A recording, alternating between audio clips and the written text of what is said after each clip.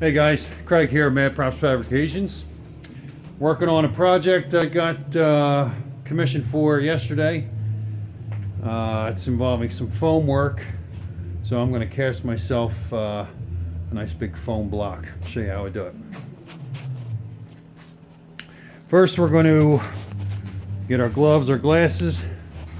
Because you're working with chemicals and you're pouring stuff, there's always a chance you're going to get some splash, even if it's a thick viscosity.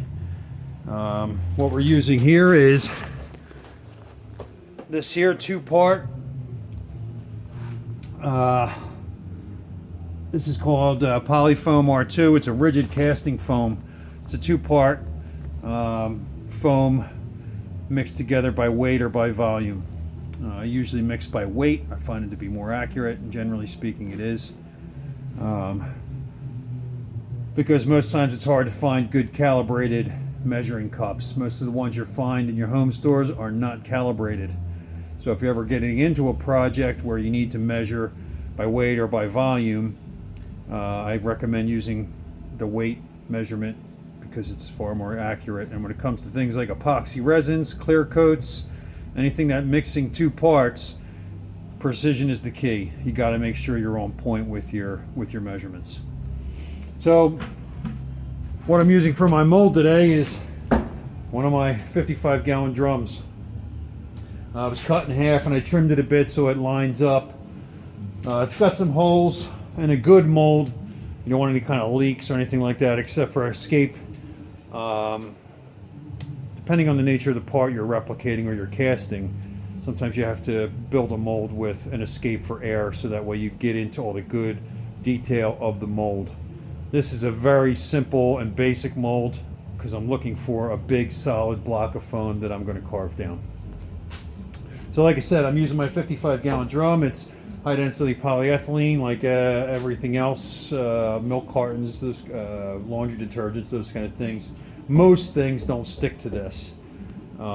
This foam does stick a little bit for my test cast, but it's not anything that's going to bother me.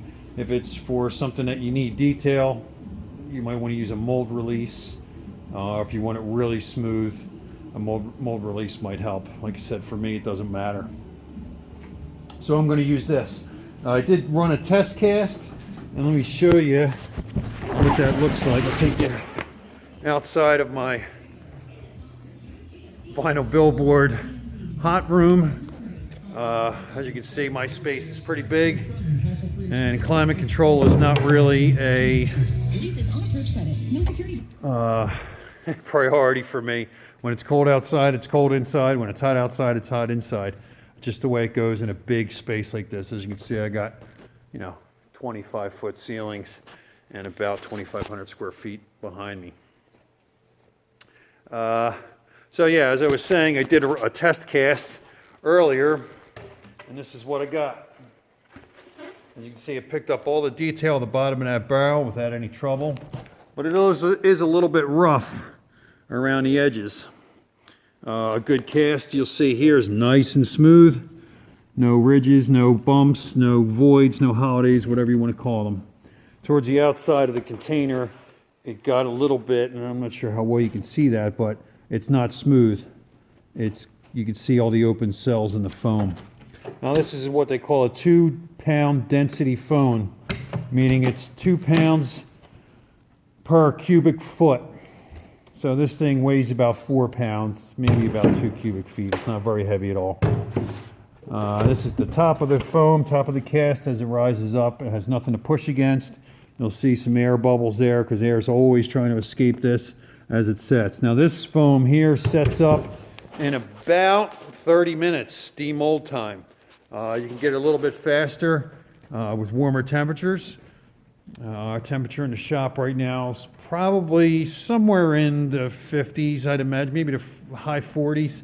I've had the doors open and the weather's been reasonable the last little bit of time. So it's not too bad in here. I'm down to just the thermals and the sweater, my America sweater. So back into the booth. Now I'm going to pause this and I'll connect the videos later and I'll show you the mixing process.